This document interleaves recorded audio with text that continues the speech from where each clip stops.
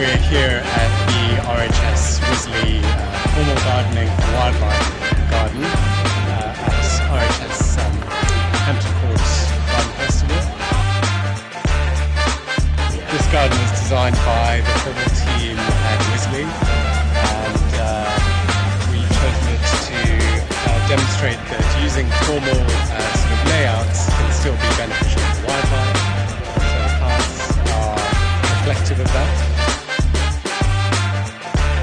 The centrepiece of the garden is a Haddonstone fountain that we've created a dry flower sort of display in, and it's sort of a talking point of keeping plants in the garden all the way through winter